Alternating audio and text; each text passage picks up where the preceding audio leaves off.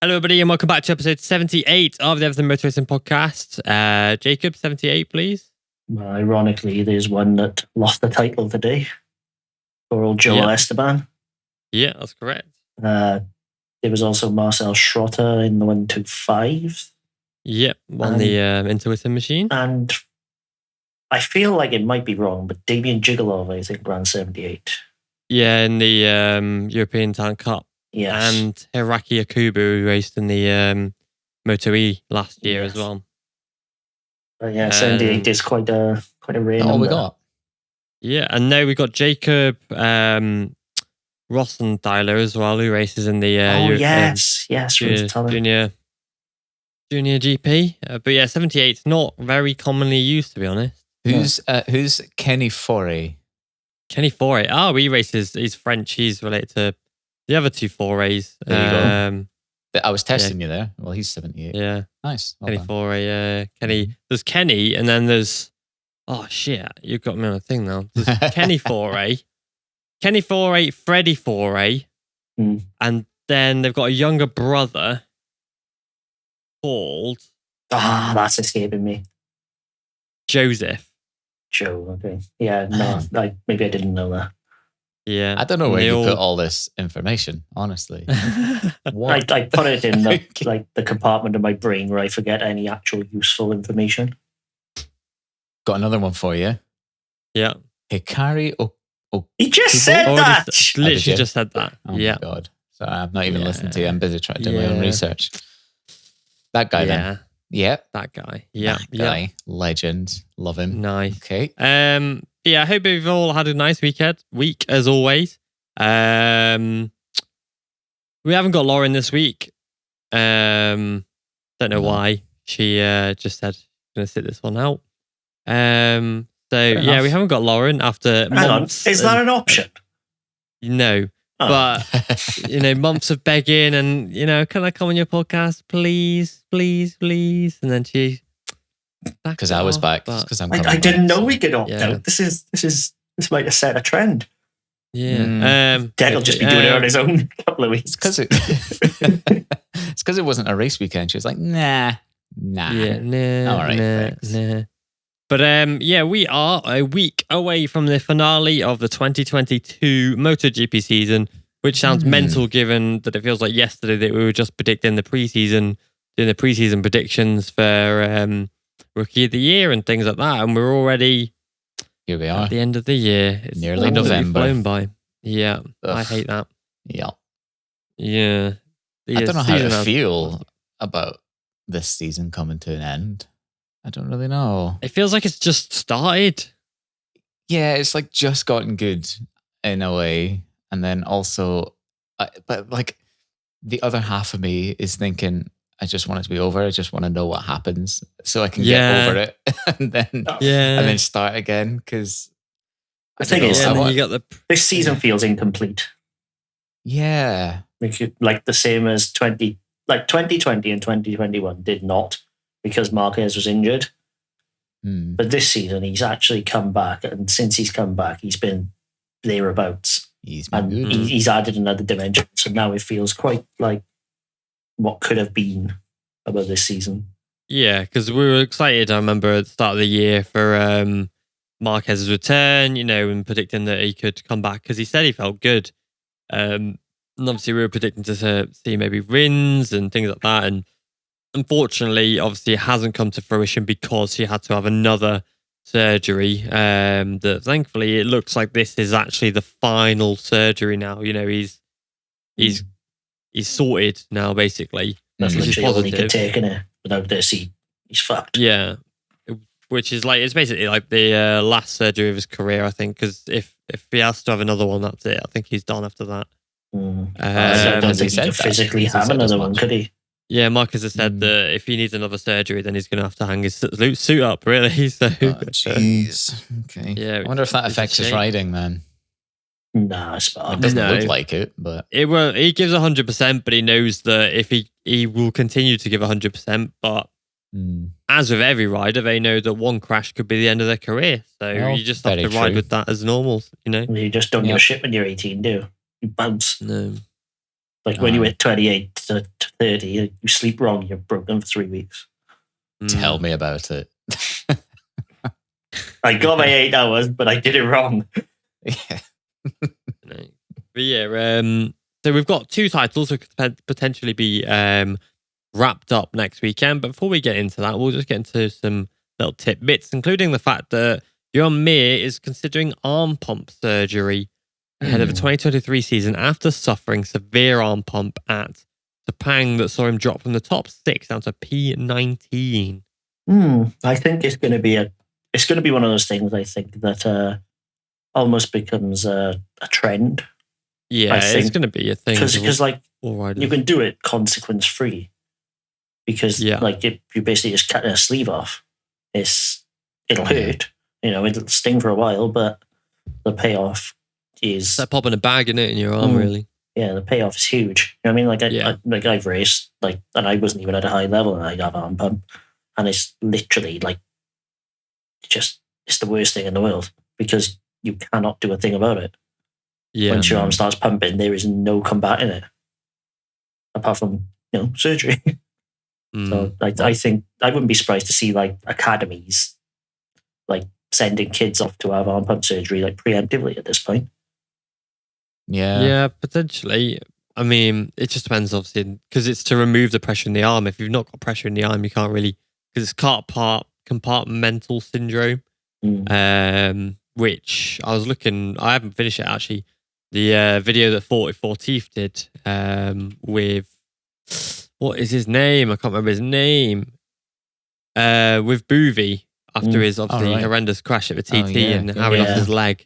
I was going to mention that because I absolutely loved that video. Like, the man I haven't is finished it. Straight up inspirational.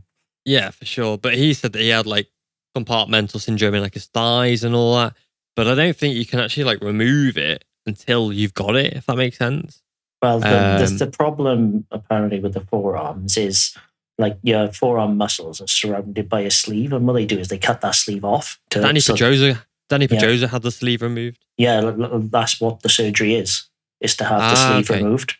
Yeah. And with that, like, I don't think you need it to cut the sleeve off, but it'll just sort of prevent any future problems. It's like, if it was an option, looking at the success rate from Dr. Mir, I'd go for it because why wouldn't he at this point? Well, didn't Fabio get it last year after Jerez? He had surgery. Yeah, he had arm pump. Yeah. And then, well, he won the title. So it's nice. It's a big thing. Like, it's a big decision, but it's still a sensible decision. It's a really strange one. I don't think we've ever seen Marc Marquez get it. No. I could be wrong, which is weird given that he is obviously a multi-time. Like you get some riders who do get it and other riders that well, if you're susceptible to it, you are. I think it's just one of those things just like you either get it or you don't. The way that Mark rides, for example, I think the that's fact what that he's helps so him. far in the limit and things like that, and it's like very front. How the hell have you not got arm pump? Yeah, like how the hell have you managed to not get that? I think his style is what helps him because he's so far down on the bike and his arms are so straight that I think there's no preventing blood flow. Potentially, like you could see some other riders, they sort of like really tucked in and their arms are always bent and at an angle, and it's not. I'm not saying it's the wrong way, but it's certainly not going to be as easy to get blood flow as it is to a straight arm. Yeah, that's very true. That's very true. So I think Mia's making the right call. But like once you've got it once, you're going to get it again. It's one of those things. Like Jack Miller had it this year. It's not a really bad kind of thing anyway. Like if you can have arm pump surgery and then race within like a week, because once you've had it, the only issue is the scar from the actual cut of the wound that they've had to make to kind of do it. There's no recovery from it apart from the skin going back on your wrist kind of thing. So it's kind of a win-win for me. I think if he's got arm pump surgery now, then he would be okay, because the last thing he wants is to disrupt his year next year by having 3 races destroyed by arm pump again, and then being like, right, I'm gonna have to get surgery, and then that's a 4th race destroyed when he's having to recover a little bit from it. I think Valencia this weekend, he'll find out a bit more because it's a tight, tricky track. So if he suffers with arm pump again this weekend, then fully go for it. Fully go for that I surgery. fully expect him to, because once you've got it. It doesn't go away. And that's the big problem. It's the compartments, like, it develops. It's I'm trying to explain it in simple terms for the people who listen who've never raced, but it's something that you can't really describe until you've encountered it. Yeah, that's it. And once you do, it's like you could literally throw a penny at your arm and it'll bounce back at you twice as fast. It's that rock hard. You can't move your fingers. You can't grip, and in terms of needing to hold onto a bike, grip is important. Well, he's going to need all the help he can get on that Honda next year. So it'd be unwise to not do it, I think. I was going to say he should get just miss Valencia entirely and get the surgery straight away. But he would then miss the Honda test. Miss the test, on the Tuesday. So it's a catch-22. I think do the Valencia race, see how you feel. If you still feel really bad, then get the surgery. Because it would have been a nice opportunity to slot someone else in for that Suzuki as well for a final goodbye. They just let everybody have a go. Well, Guintoli's meant to have a wild card at some point this year, and obviously this is probably the only time he can now. If he doesn't do it this weekend, then Guintoli back at Le Mans in 2023 on a Suzuki. Yeah, that would be cool. That would be cool, actually. I wouldn't mind that. To go off slightly off topic about Suzuki, what I was thinking was, why can't the manufacturer just buy their blueprint almost? They probably could buy their bikes and rebadge them. Yeah. We spoke about BMW doing, just slap a badge on it. Yeah. That's it. I mean, they would still develop stuff. You know what I mean? As long as they take the development in a different direction, I don't see why it wouldn't be possible. Well, they wouldn't even need to, because Suzuki wouldn't be on the grid, so it wouldn't even need to be identical to them. No, but as in, they'll have to take it, obviously, in their own direction instead of maybe keeping it identical to the current Suzuki's kind of thing. But they could buy the Suzuki in its current form as a base and then use that to then develop on for next year, if that makes sense. The theory is that they could even homologate that as their own 2023 bike exactly as it's left Valencia. Because it won't be identical to Suzuki, because there ain't no Suzuki. Yeah, there's no Suzuki, yeah. Someone like BMW or Triumph buy that IP. Think of the publicity. I think we should buy it. Yeah, everything about racing. Get it at this point as well. No, Suzuki need money. That's why they quit him. If there's no other bidders, guys, I say we lowball it. Chance it. See what we can, I'll give enough for 30 million, see what they say. All right. I'll give you 50 quid towards that. And all right, thanks. Oh, I've just seen a report as of 26 minutes ago from Decal Spotters, who are they're good. Obviously, don't take this as fact. This is independent motorsport coverage on brands and socials and on brand and sponsorship deals. Sorry, so they cover if a team had a different sponsor. A bombshell report from at MrHelmet.com, whoever they are, it's an Italian brand. I'm so glad Cam laughed as well. I feel like less of a child though. That KTM is to purchase a controlling stake in MV Agusta for 2023 with the interest to have full control of the Italian manufacturer by 2024. Nah. For why? Nah. Although they are Russian owned, maybe. Interesting though. Yeah, again, I've never heard of MrHelmet.com in my entire life. So, and you'd remember that name, wouldn't you? Yeah, you would. Imagine introducing yourself. Hello, I am Mr. Helmet. Yeah, I am gonna. I don't know if that's. Yeah, I don't think I believe that, but stranger things have happened. Yeah, KTM own themselves, Husqvarna, Gas, Husaberg. I think they own Sherco in the trials. They got fingers in enough pies. I mean, given what we were just talking about, I thought you were about to say KTM have bought the Suzuki. Gotta run it or something, but...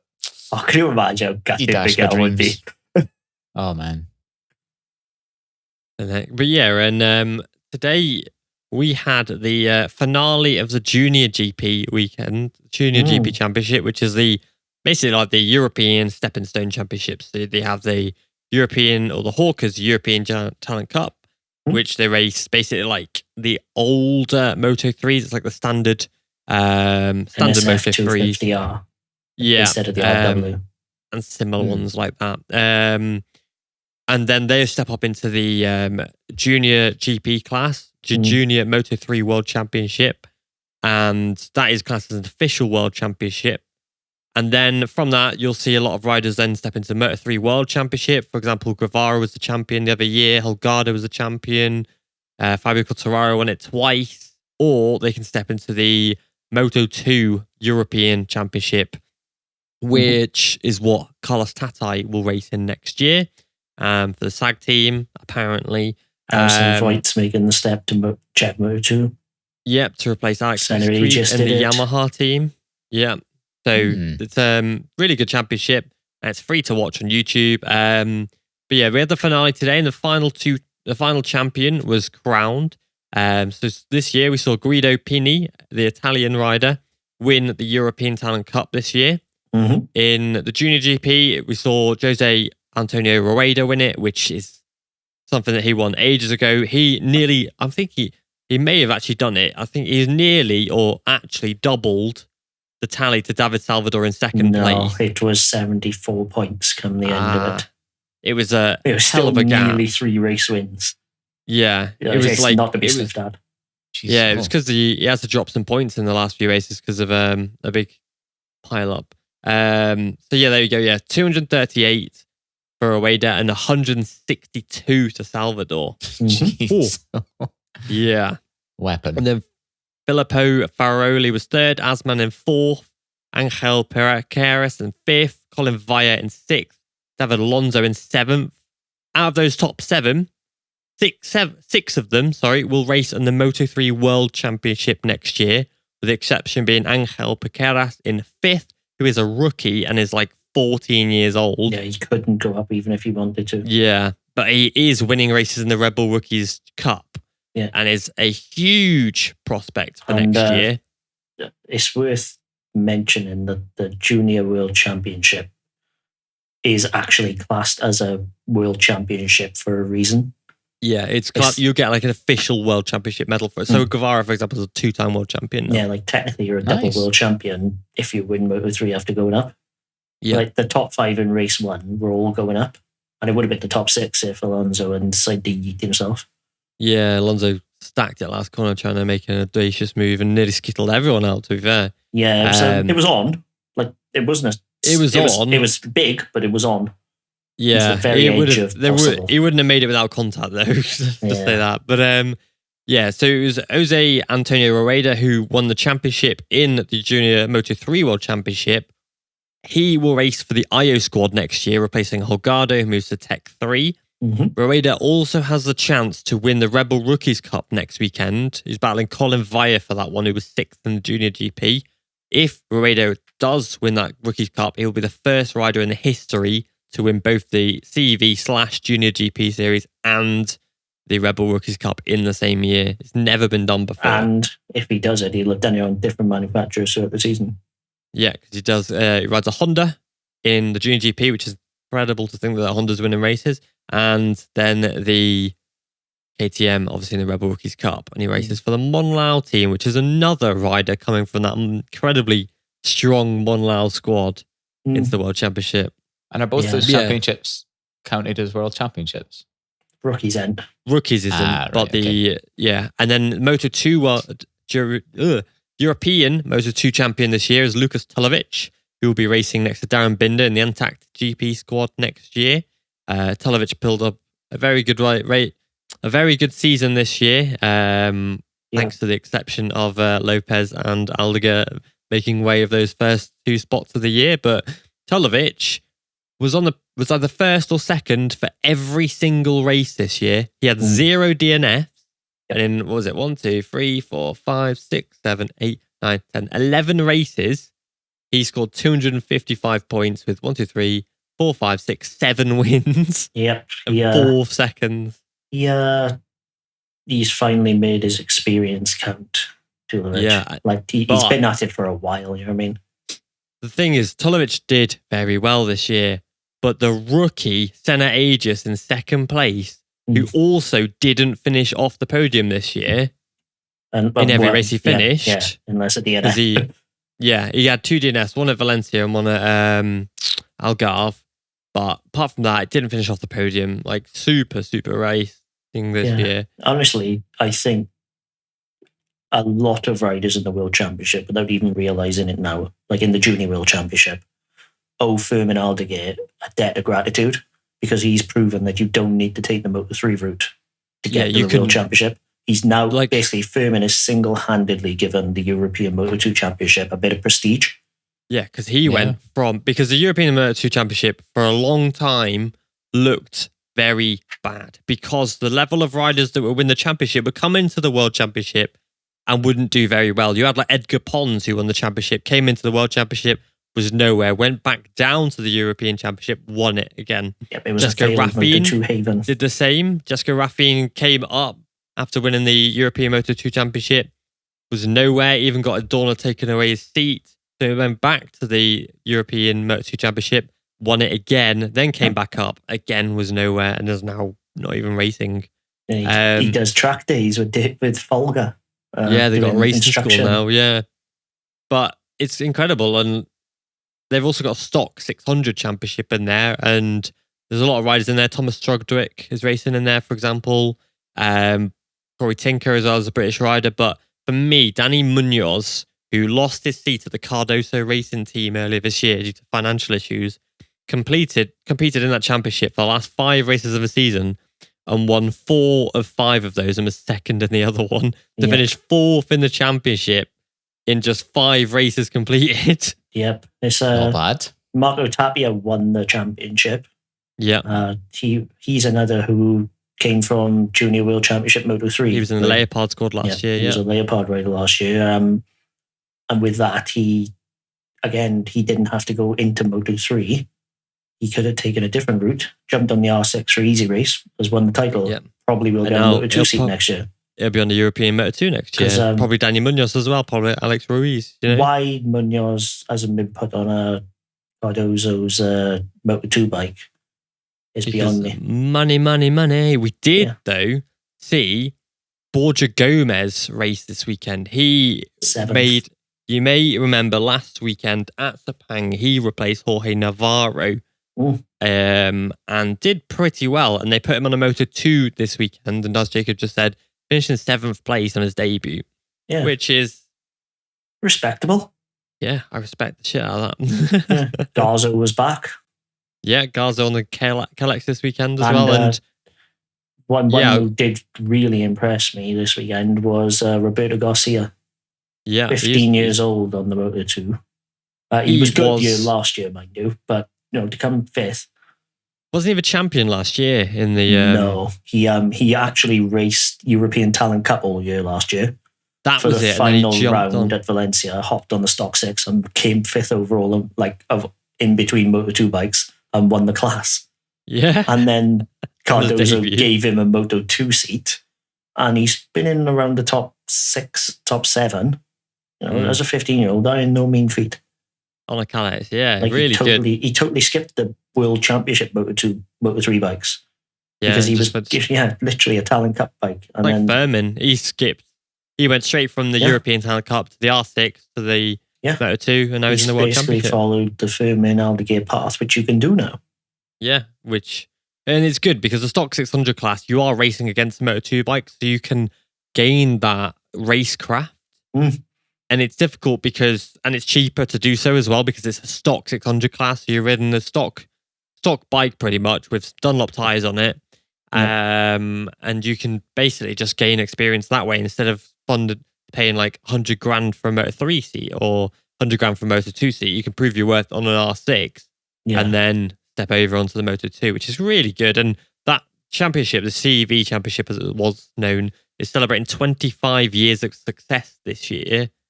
And of that, in that 25 years, riders from that championship have won 38 world championships and soon to be 39 when Bautista takes the world Superbike championship. I'm 40 for Pecco. I know he's already won MotoGP, never mind. Yeah, well, yeah, so it will, yeah, because so it's been 13 Moto3/125 titles, 12 Moto2/250 titles, 13 MotoGP/500cc titles. So when Bagnaia wins a title this weekend, if he wins a title this weekend, and Augusto Fernandez, if he takes a title, or Agora, either one of those two, that's another they were both two riders, more riders who came up from there. And then Bautista again, who was I think he was even a champion in the TV as well, way back in the day. Well, so Bautista it will be 41. 125's mind. Yeah, he did as well. Yeah, so it's two titles, like because there's 13 MotoGP, and obviously 6 of those have been Marc Marquez. Scary, innit? Yeah. I was looking at the comments on the Facebook post of the 25 years, and every single comment went, "Oh, you missed out Valentino Rossi." I'm thinking, did he race Chev? Did he? Are you sure? I think he raced never the raced European. Chev. He raced, he raced the European 125s, but it wasn't the Chev. Nope, it was never the Chev. And I was thinking, consider yourself, someone with Valley 46 in their name doesn't know that. Go and sit in the corner, brother.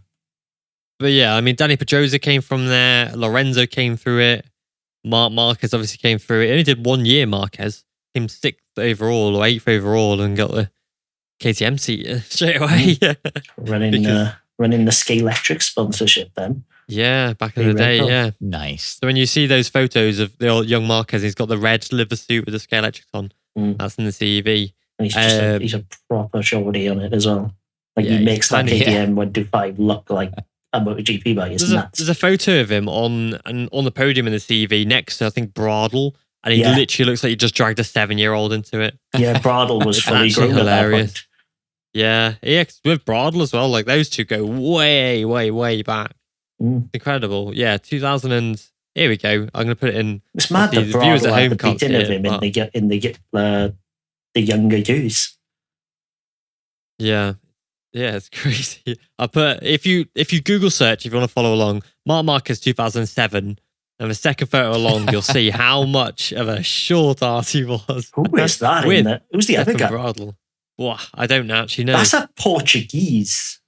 I'll find out for you. What track is that? That's Jerez, isn't it? Yeah, that's a Portuguese rider. How do you know? I can see the Algarve sticker on the right of the leathers. Are we looking at the guy on the left or the right here? The left. The guy on the right is Stefan Bradle. Yeah, Bradle's in the blue jeans. I recognize. Mark is the Monlow. Yeah, I could. All right, 125. Here we go. I'll get it for you now. Just because Stefan Bradle actually won that championship. We're against Scott Redding, Vasquez, Takaki Nakagami, Luis Salom, Danny Sayers, Marc Marquez, Masbu. Let's have a look. Find some Jonas Folger in there. Buckler at that point as well. No Repsol. Yeah, Lorenzo Savadori, Marcel Schrotter, Ricard Cardus. So Bradle's the real goat. Is that what you're telling me? Yeah. Right. Yeah, he was the goat. Yeah. What year is that? 07? Yeah, I've got it here. Third place. Second place was Pertusutus. Never heard of him. And he was Spanish. He got an Algarve sticker. Must have a bit of Portuguese backing on him. Very nice. Yeah. Who the fuck is that? I've never heard of you, mate. Just type it in the thing. Google him. Hold on, I'm going to put it in the chat. This is terrible for our listeners. But if you've searched that photo and you're looking... Oh, yes. I know. Oh, my God. Yeah, he made barely any starts in the World Championship. Jeez. Yes. He was half Romanian, I believe. Yeah. How do you know this? I don't know. How did you pronounce his name?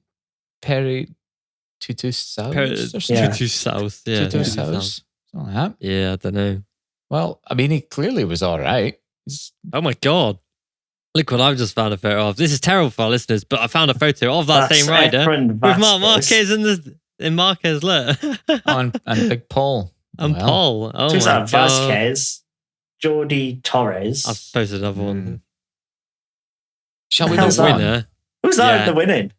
I'm wondering. That looks like This is terrible for our listeners. I'm so sorry. Well, I do tell them what recognize you're the winner. Googling. Tell them what you're Googling. Oh, I don't know, to be honest. You don't even want to know my fucking history, to be honest. But Oh, Jesus. oh, it's Randy Krummenacher. Oh my God, it is. Holy hell. Oh my God. Yeah. But yeah, moving on, to cap off on that. Holy The shit. JuniorGP series, really good series. If you don't watch the racing, why not? There's a few races of the season. You can watch it on It's free. YouTube for free. Yeah, like if you don't you've even got a got paid to Saturday watch off it. and you're missing racing, just watch it. You can even go on their YouTube channel now and rewatch races. Back to 2008. Well, Yeah. there's So their earliest race on there is Estoril 08, and Wayne Ryan wins the race. Remember him? Oh my God. You just On fucking the- spoiled it for everyone listening. But Well, I mean, it's been a few years. I think I can get away with that. Nah, But fine. remember him on the KRP bike? Yeah, I Because remember it was Wayne Ryan. him and Kyle Ride who were the two riders. Yeah, Kyle Ride, but damn. I Yeah, think as well, though. Sorry, just talking about these junior classes.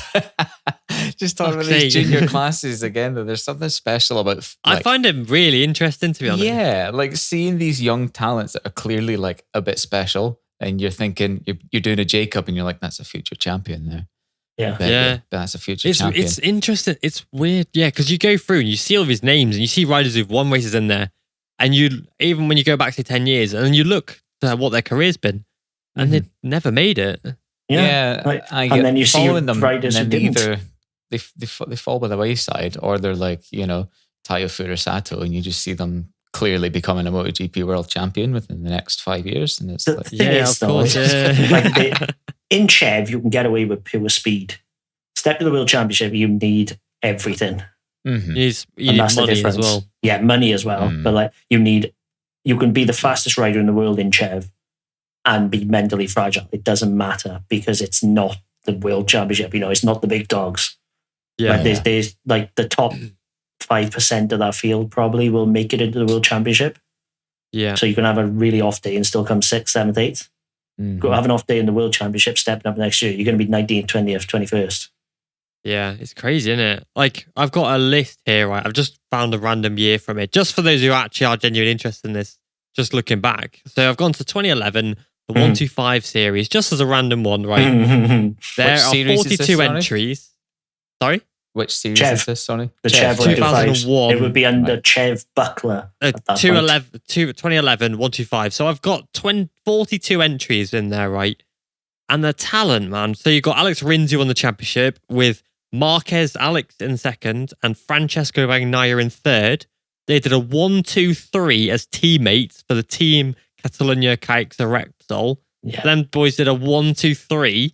Fourth place, Nicola Antonelli. Then you've got Eric Ganardo, Jorge Navarro, Mariano Fanati, Juan Van Gravara, John McPhee, Jack Miller, Anna Carrasco, Migno, Albert Arenas, Fraser Rogers, Kyle Ride.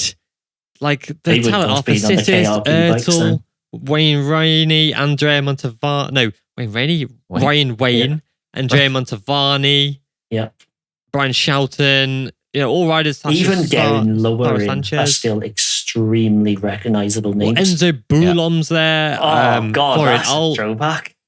Alan Tesher is last and in 40th place with 1 point scored. Fabio. Bradley Ray, Oh, British Superbike champion. No way. Crazy. Like, it's crazy when you go back and you're like, and you see how these riders' careers have gone. It's mad. Fascinating. Yeah, it genuinely, I find it fascinating. 'Cause I could literally spend hours talking about my it. favourite one is 2013. Have a look at the entry list in that first year of the Moto3s in Chev. That was when Fabio won it Quartararo, as a rookie. as a rookie, yeah. But Crazy. The entry list, right, Is Mia is in there? something else. Mia is in there as the last rider. He scored 1 solitary point. Oh, yeah, there he is. Stands to 40th reason. place he was.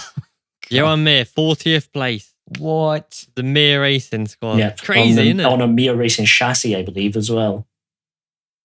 You go through there. Michael Ruben Rinaldi's in there. Javier Vieja, Luca Marini's there. Mm-hmm. Just It was a going through. big year. skipping through. There's not many who didn't make it from that year. Yeah, Remy Gardner's there. Bradley Ray's there again. Carl Reiser, Livy Lowy, Gabriel Rodrigo, Arenas is there, Wayne Ryan, Minho, Shelton, Jorge Navarro, Alejandro Medina, Maria Herrera is there in 4th place. Adrian Martin, who didn't make it, even though he was 3rd Should overall. have made it. He did race the World Championship, to be fair. He did, but he didn't go far. He liked the parties. Yeah, Marcos Ramirez in 2nd, and Quartararo is the champion with winning the championship by 1 point. But he wasn't on a Honda at that point either. I don't even know what chassis he was on. It's still very fucking unclear. He was on, there's not a chassis listed, which is mad. It was on the Wild Wolf Racing. Wild Wolf sponsorship. Have a look at it. It looks like someone's butchered an FTR and a Suter Honda together. It's crazy. It looks fat. Like it looks overweight. It's what I like a lot about this, like the CV Championship, right? Firstly, as well, this is with Marcos Ramirez on an Estrella Galicia bike, which is just weird. And to number think 24, about. Not 42. Yeah, he was always 24 for years, but it's weird to think that. No, sorry. What I like so much about this championship is that there are different chassis in it. You know, in Moto2 World Championship, it's all about results. It's all about getting the best out of your bike. This year in the Moto2 series, we've seen the KTM racing. They've got the MV Augusta on there, of course. You've got a Brevo, whatever the fuck that is. You know, it's like, what the hell? And then obviously a lot of Calex. But there's a KTM in there. You got a Brevo. And one thing that's not been mentioned as well is the fact that there's a Honda Cup in the Chev Moto2 as well. For the K-Lexus that are still running the Honda engine. So it's a little championship within a championship. Yeah, within a championship, because you've also got the Stock 6 in there. Because there's a British rider on the Honda, Jamie Davis. Yeah. Jamie's good. He's very good. Unfortunately, his engine exploded today and took down Kilian Nastola with him. But apparently shit himself, dropped oil, and before Kilian could even brake, bam, he was down. Jamie stayed down but was conscious. That's all right. And you see, like, people they want to see British riders get into Moto2. There's a lot of them here. Sam Wilford is probably, great example. He missed nearly the whole season because he broke his back pretty much. Horrendous accident. Yeah, honestly, I'm still thankfully he's due, because that accident was not only a freak accident, but to go headfirst into a metal barrier and come out relatively unscathed and still be able to race again. He's a lucky boy. He did well, yeah. But like, there's a lot of British riders in there. So you got like Emmanuel Brinton, who raced in the British Talent Cup. He's in there racing for the Monlau Estrella Galicia squad. Yeah, that's in ETC. Yeah, that's what I'm about. Yeah, and then in the ETC as well, you've got Johnny Garnis, who's the 2022 British Talent Cup champion in there. You got Carter Brown, who's done a few races in there as well. Yeah, so if you want to follow the British riders as well, this is where Casey is the highest stage. Yeah, Casey. Oh God, I've completely missed Casey as well. Casey O'Gorman won today, and Johnny Garnis was on for his best ever finish in 8th place, but unfortunately he ended up with a long lap. Well, Casey O'Gorman is a rookie, finishing 3rd overall in the championship, ahead of last year's champion Maximo Martinez. He won multiple races. Like, if you want to follow, you're wondering where these British riders are, this is where they are. And racing against the best European riders in the world. Casey has no funding. There's a GoFundMe out for him, which I would encourage you to put a bit into, because Casey's a good rider. He's got a GoFundMe for him every week, pretty much, isn't it? Yeah, like he won last week at Aragon. Not last week, but last time out at Aragon. Backed it up with a win year. He's becoming the complete article. Nice. Yeah, crazy, isn't it? Right, let's move on to MotoGP next weekend, where we can see, we'll start with Moto2, with Agora or Fernandez being crowned the champion this year. Who are you calling right now? What's the point difference again? 9.5. 9.5, yeah. To Fernandez. Yes, in favour of Fernandez. Yeah, I think it'll be Fernandez. I have asked Lauren as well, who's not here, who has said Augusto Fernandez as well. I think it's likely to be Fernandez, but anything can happen. We know Valencia has turn 2 crashes pretty much every year.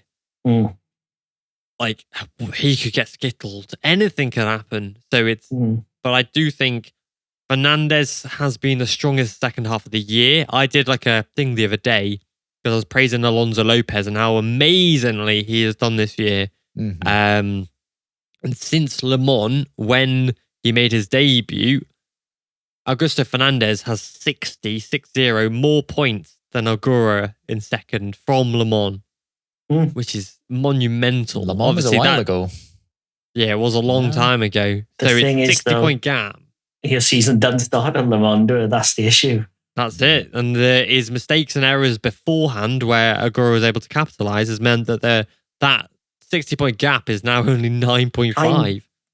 I don't know what Augusto Fernandez's problem is with Qatar, but he can't seem to buy a result there.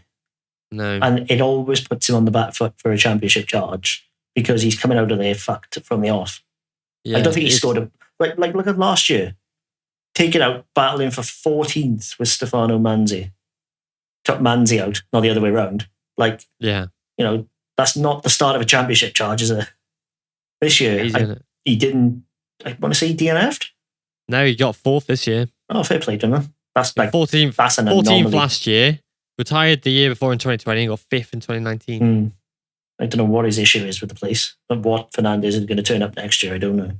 He managed to get 4th this year, so I guess he's found he sorted himself out a bit there. But and Lopez, since Lopez started his season in Le Mans, obviously missing the first 6 races and crashing out Le Mans, Lopez would be 3rd overall. So Fernandez would have 207.5 points, Agura 161, Lopez in 3rd with 155.5, Acosta in 4th with 132, Canet 5th, 131, Dixon 127.5, Arbolino 7th with 105.5, and Celestino Vietti since Le Mans has scored 65 points. Outrageous. Shocking. Going into Le Mans, you'd be like, he is going to be champion. He is champion this year. No, even at the summer break, you're still 65. To score 65 points. He's just paying homage to his favourite rider, Loris Capirossi. That's what he's doing. Thing is, right, that is less. So you can triple that number at 65, and it's still less than what Fernandez has scored. And that's why Celestino Vietti did not win the World Championship, friends. Yeah, but the fact that Lopez is 3rd on that tally is... He's found the base setting of the Bosco to make it work. Thing is, no one's ever done that. Fabio could win races on it, but he was still wildly inconsistent on it. The fact that he can get it every single race. Yeah, the operating window's narrower, but he's in it. He's found it. It's a narrower window, but you can still see his face. Yeah, oh my God, I'm sorry. I've just seen a photo of Valentino Rossi dressed as a Mad Hatter from this weekend. That is terrifying. Halloween. Delightful. Oh yeah, it's Halloween. It's Halloween. I went to Spider-Man. But so... oh my God, what the hell? not Rossi. Who's the bunny? All of them. I don't even know, man. They all look horrendous, to be honest. That's good. That's what people with free time can dress like for Halloween. No, that's people who've got money. Yeah. If you got money, you can dress like that, you know? Imagine Rossi just went out like that. No, people really would just let him. Yeah. I want to give a quick shout out, though, before we carry on, to Max Toth, who's an American rider. Who is an American rider, California made. So he's going to be on the podcast very soon. He very interesting actually, because he was racing last year. He did the American Supersport 400s. He also raced in the Twins Cup over in Moto America. He also did a complete season in the CIV aboard a Mahindra before going back to America for 2021. Then he also raced in the Aprilia Trofeo SS600 660 Championship this year. Yep. And drew in the championship with identical points to the guy they crowned champion. At the same points, they had the same amount of wins, the same seconds, the same, literally everything was across the board, and they handed it to the other guy before going and reversing the decision and announcing 2 champions. Yeah, the thing is, I sort of understand their thought process, because the guy who won the title, they gave it to him, I think, because he won the last race. I think that was the only way they were trying to they gave it because separate he won the last race. But when it's identical across the board, you just cannot. You can't do it like so, that. Yeah, no, it was the first time at least in my memory, I've ever seen it. Like 2 champions crowned. And it's like when we saw in the British Talent Cup, two riders winning the same race. When Garnes and Carter Brown tied across the line with 0.000, and they couldn't even with the obviously the camera that's on the start line, even with photo technology, they could not work out who won that race, and so they handed it to both of them. Full points. Speaking of close races, hold on. Can I just down Max Toff for a sec? Okay. So Max Toff then made his debut in the European Moto2 Championship this weekend on the Aprilia. Yep, replaced the Aprilia Moto.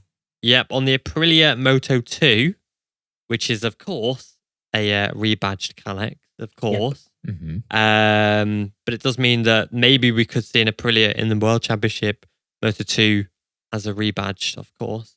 But he unfortunately got taken out on the first lap in the second corner. Yeah, but he made huge by the aforementioned KTM Montero. Yeah, big shame because he had massive. I'm really looking forward to seeing what he can do next year. And like I said, he will be on next. I was gutted for him. Soon. Like, it would have been nice to see what he could do. Yeah, because he qualified respectably in the top 15. His place he'd never been, this and the other. He did more than enough to prove he belongs there. Yeah, that's it, isn't it? What I was going to say about the close races, the Moto3 finish in the first race that Salvador won was, I think, the closest Chev Moto3 race in history. The top 3. Was it? I've never seen that. Salvador won by 7 thousandths. Yep. From Farioli. No. Who did he beat over the line? Basically, Salvador won by 7 seconds. Via, wasn't it? Yeah, and beats Via by 7 thousandths of a second, and then Farioli was 400ths of a second further back in third. That's how close it was.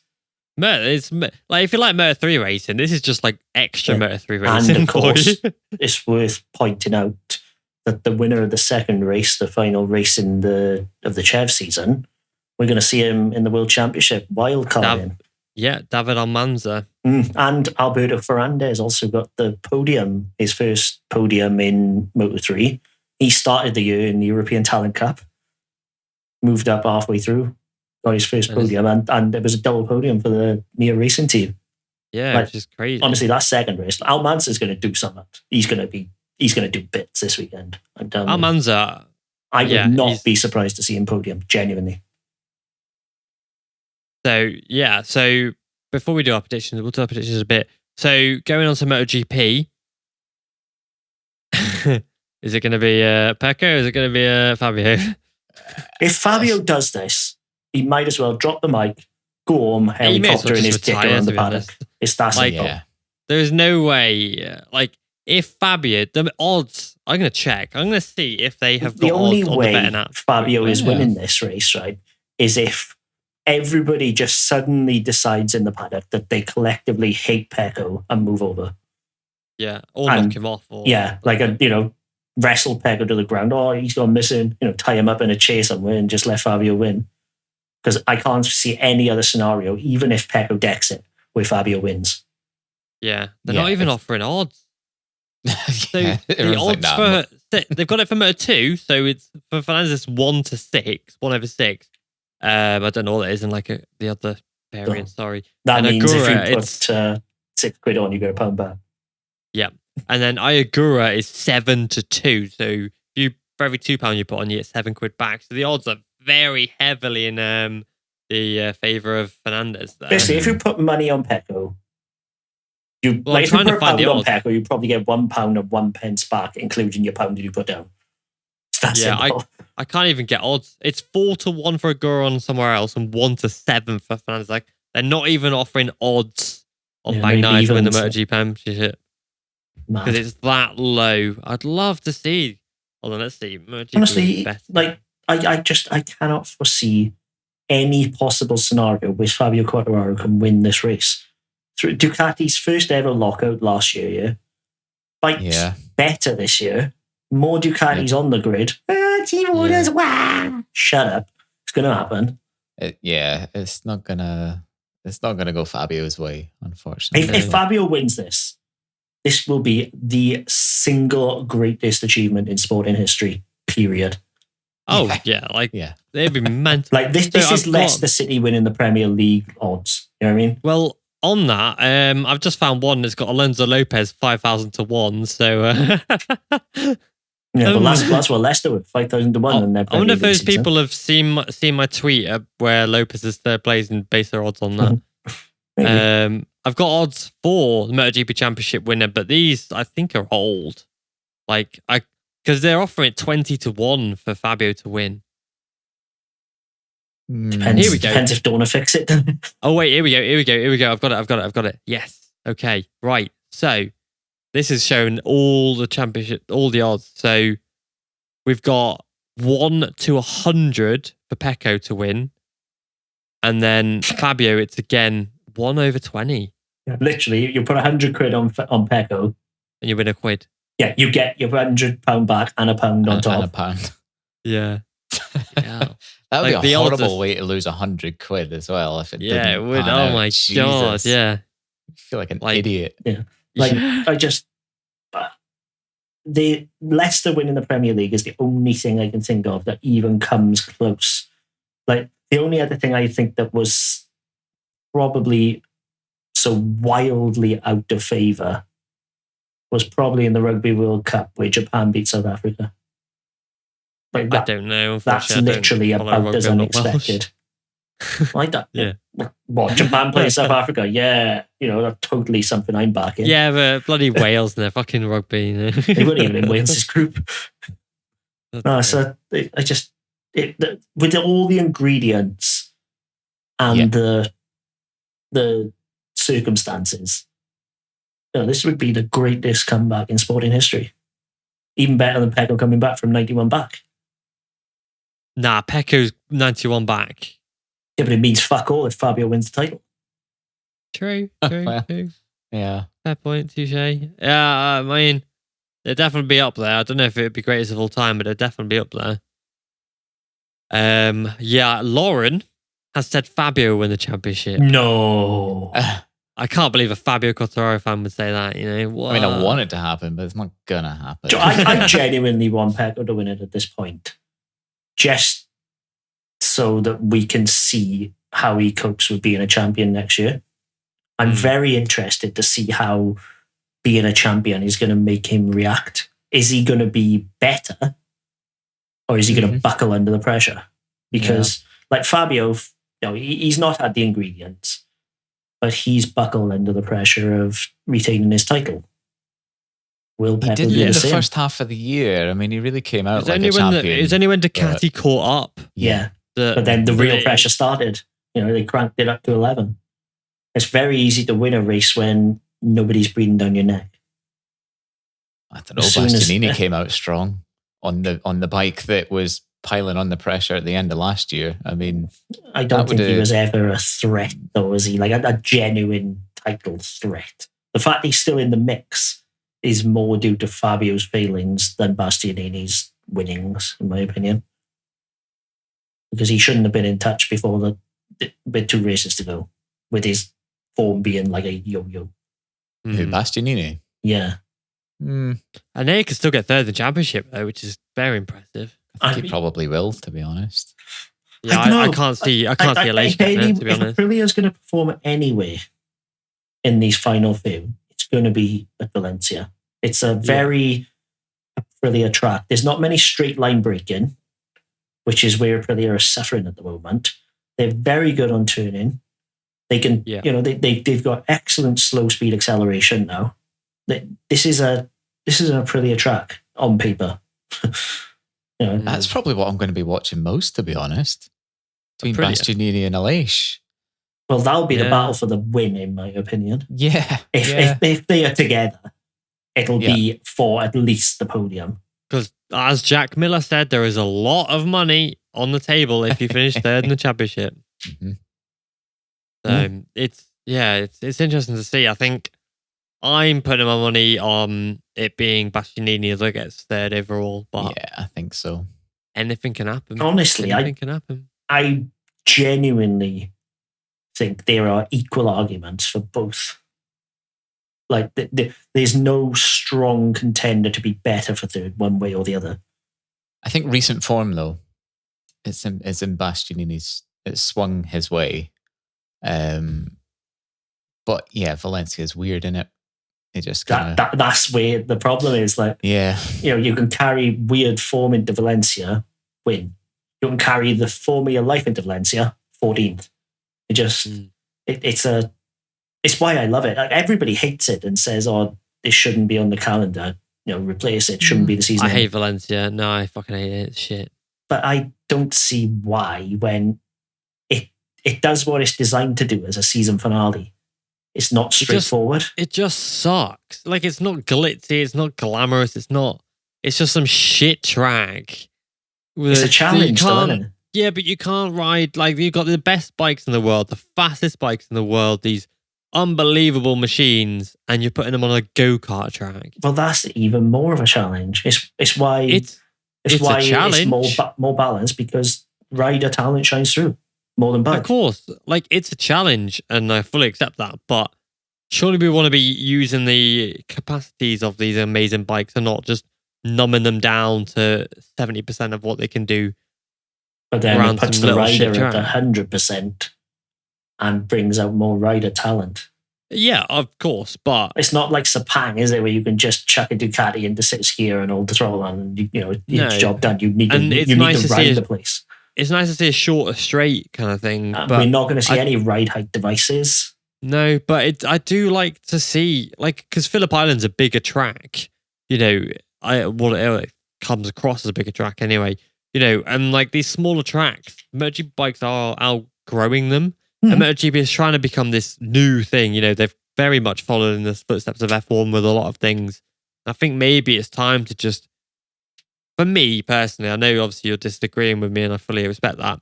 For me, I think that MotoGP should get rid of some of these tracks and maybe go to some more of the glitzier things. This is like the last race of the season, a long season, multi-millions have been spent on the season, and you got some crappy little race around some little go-kart track. And then, like, Mir's celebration when he won the title, for example, was crap. He got a number 1 plate in a t-shirt, and then he went back in. With Fabio, when he won it, when Fabio won it at Mazzano, it was a spectacle. Yes, of course, it was COVID. That's exactly what I was about to say. Like, obviously, you couldn't do the full thing. Like, you've seen some mentals. Look at Nicky Hayden at Valencia. Absolutely iconic. Of course. Yeah. And we have seen some good ones, like with Marquez rolling the dice and stuff, but it always seems better when it's in an exotic country and or like a different country than just fucking Valencia. I just hate Valencia, to be honest. Yeah, but if you had your way, it'd be in the middle of a desert, no atmosphere, crowding a champion with like 6 fucking camels watching. Yeah, but you say that, but then F1's at Abu Dhabi and it's a freaking amazing show when the champion crosses the line, they got the blimmin', the sparks fly up and the fireworks go off and all that. So where do you suggest? Because obviously F1 can't do street circuits. Can do street circuits, MotoGP can't. Yeah. I don't know, but it's all well and good to say, we should drop some of these circuits, but you're going to need to replace them. And where do you go? Yeah, of course. Well, I could say, that's not my job. It's for doors to work out. But why don't we put like Qatar at the end? Like, even World Superbikes. Well, this is going to be super fucking interesting because obviously Qatar's the second last race next year.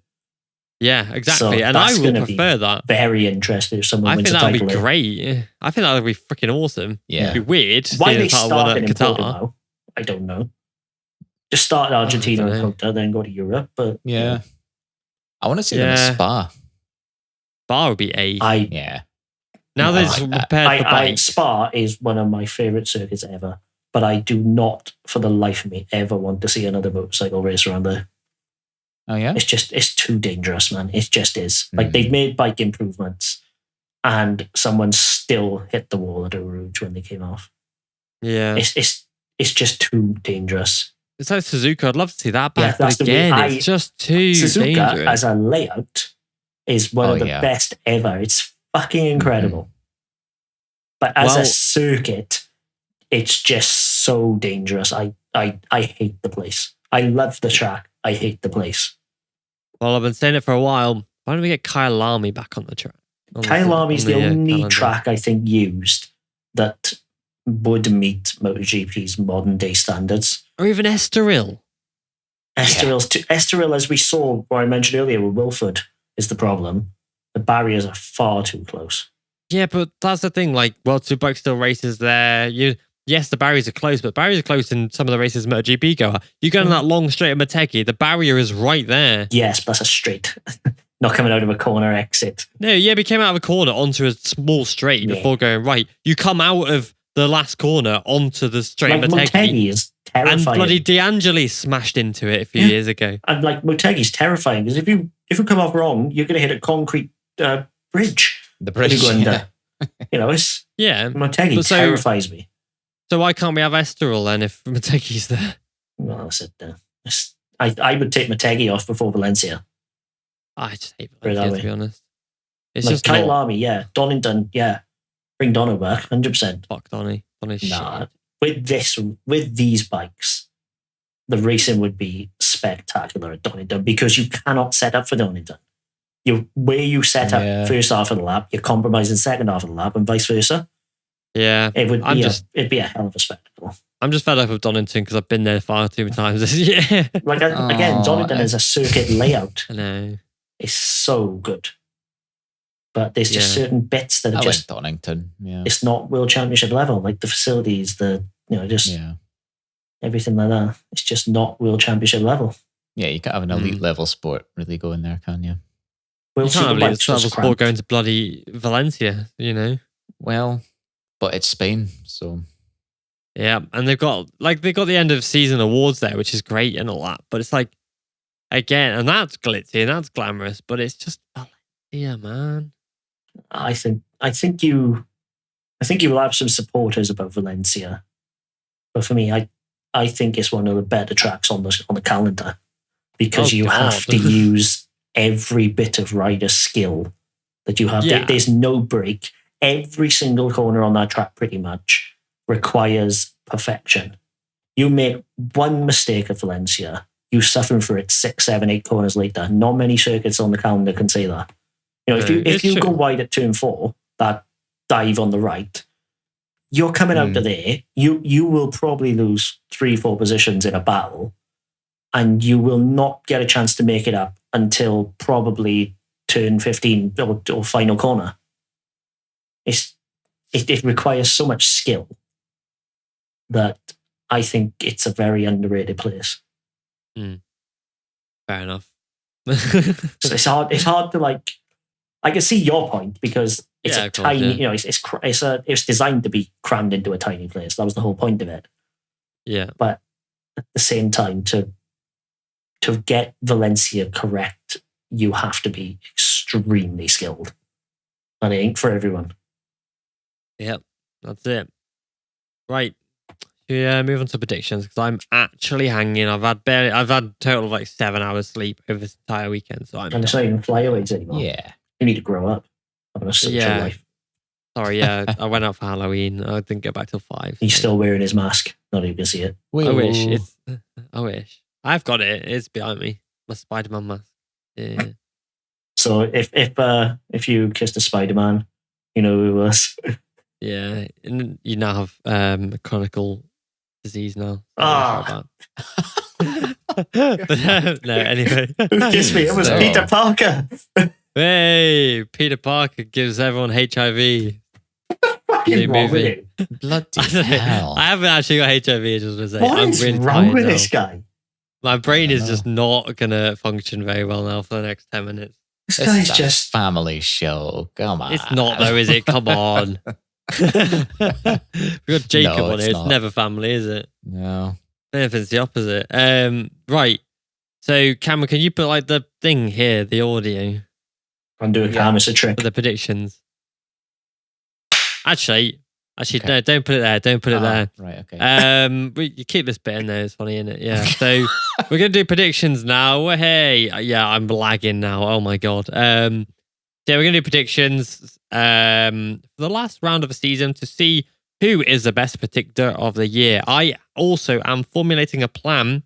Oh. So next year, You guys at home can play along with us and record your own scores and your own things, and even play with your imaginary friends as well if you want to. Fuck hell, man. I'm sick of And play losing to against just your own 4 friends, people. I so- don't want to be losing to hundreds. Fuck me. I'm trying to think of how we can have an actual leaderboard, but it would genuinely be based on trust, and I don't trust anyone listening to actually go, oh, yeah, I definitely scored 300 this weekend. The easy way to do that is quite simply just not offer a reward.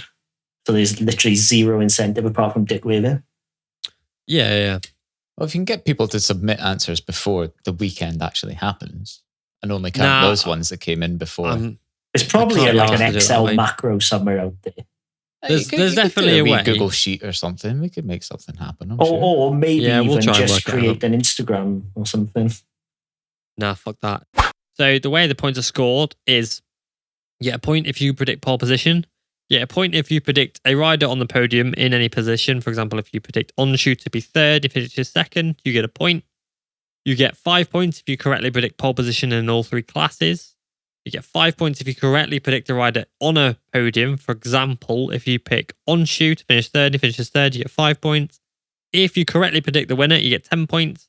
If you correctly predict all 3 riders on the podium, but they're in the incorrect positions, you get 15 points. You get 20 points if you incorrectly predict the riders on the podium, like you would for 15 points, but get pole. If you correctly predict the riders on the podium in their correct positions, you get 25 points. If you correctly predict all 3 podium riders on the podium in their correct positions and get pole, you get 30. And if you can do that for all 3 classes, we'll give you 100 points. Moto3 pole position. Lauren has gone with Guevara. Mm-hmm. Come in, Jacob, please. I'll go Sergio Garcia. Okay, and Cameron?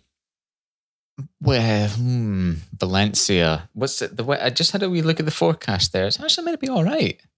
Is it? Okay. Mid-early 20s and sunny. It was 24 at least degrees Friday, today. Saturday. Yeah, it's supposed to be not bad. So therefore, I'm going to go with who's been said so far? Guevara, Garcia. Okay, well I'll go Sasaki then. I'm going with Sasaki as well. Okay. Sick. Great. This is you and me for the win, by the way, because Lauren can't win. Jacob, and neither can Ryan, neither can Jacob. Oh, so right, it's between you and I for the W now this year. So I need to pick something else then. Prediction. Yeah. So, third place, Lauren's gone with Garcia. Cameron, please. Third place. Let's have McPhee. Since he's back on it. Let's go. For the last time. Yeah, that's it. It's going to Game over. Crash out. Oh, well. Yeah. All right, Jacob, please. Artigas. Ah, of course. Yeah, good shout. Yeah. He won last year, right? Turns up. Yeah. I'm going to go with third. I'm going to go for Foggia. Yeah, just a spoiler alert, my entire podium is Valencian. Great. Okay. Right. Second place, Lauren went with Sasaki. Cameron, please. Who did I say for third? McPhee. Second. Yeah. Oh.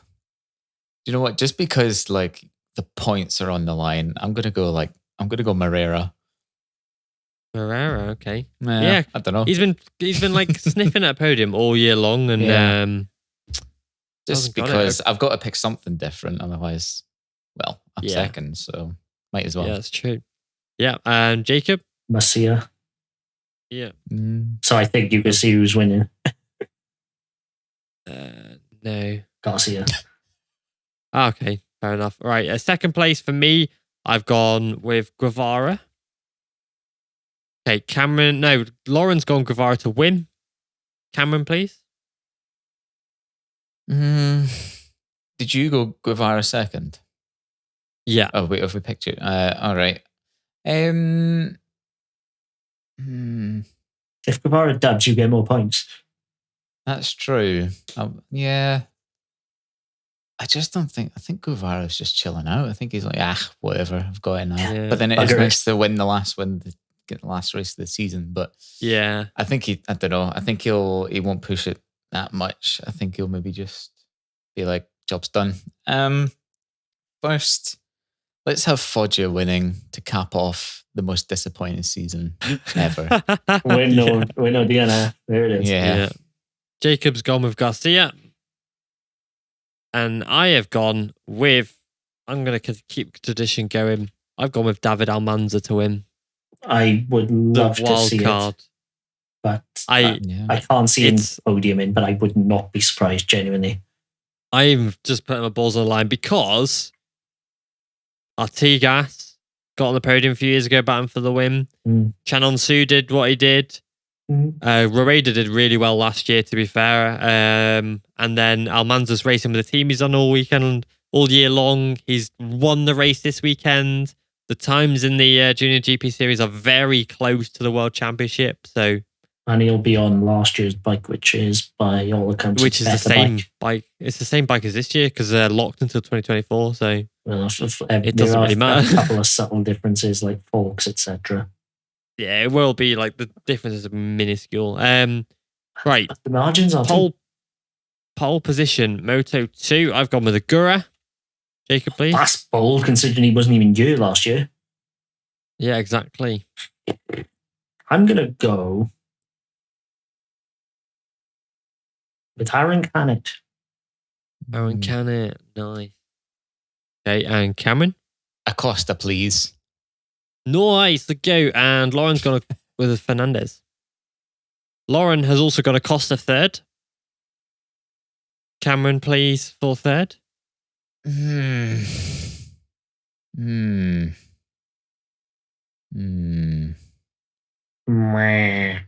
Let's have Vietti. Oh, I've learned my lesson there. I'm not doing that. Okay. He's going to crash, mate. Stacky McStack. No, not Vietti. Not Vietti. Tough. Jacob, third. Arenas E. Finally, yes, Arenas. Okay. I've gone with Dixon because he loves third place more than his wife, apparently. So Dixon third place. Well, third place is not pregnant, to be fair, so maybe not. Maybe not. Second place, I've gone for Fernandez. Jacob, please. Lopez. And Cameron, please. I was going to go Fernandez, but because I need to pick something different from you, I will. You don't, but I'm gonna say Dixon then, just so that I don't know. You can break the dip. Yeah, he'll fucking what? What? Whoops. Yeah, he'll get second, but he won't. You know what you should have done? Season.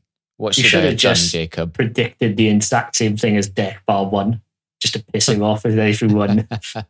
Yeah. No. Nah. Let's keep it fun. Yeah, boy. And I've gone Fernandez, and Lauren's gone Lopez. Oh, she's gone Fernandez to win. I have gone Lopez to win. Jacob has gone. See, now this is the one. I'm thinking Pedro Acosta. Okay. I have a feeling though we're going to see like some riders from the Chev wild card this weekend because of replacement riders. I think we might see Senna just back on the Mark VDS, and he won the race today. So. No, he didn't. Did he win? I didn't watch the race, to be honest. Tulovic won. Escree got second, and Aegis was third. got second. Yeah, Aegis was leading until about 3 to go, and then his tyres went. Game. Cameron, win. Yeah, please. Acosta win, please. Acosta, showing what's going to happen next year. Yeah, dub after dub. Mm-hmm. Yeah, you know it. Yeah. Pole position MotoGP. I'm going to go with Martin. Jacob. Maverick Vinales. Okay, nice. Cameron?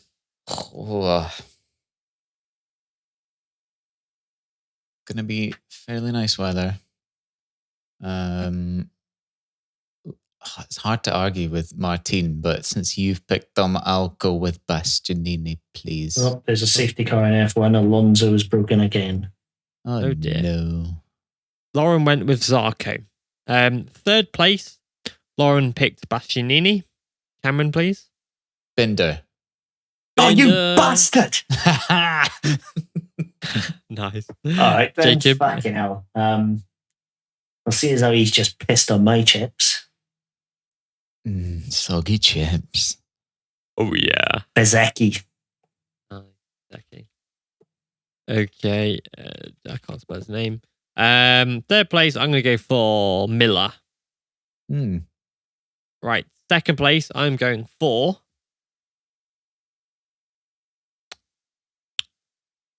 Mark Marquez. Ooh. Juicy. Yeah, Lauren's also gone for Mark Marquez. So, Jacob, second, please. Miller. Miller. Okay, and Cameron?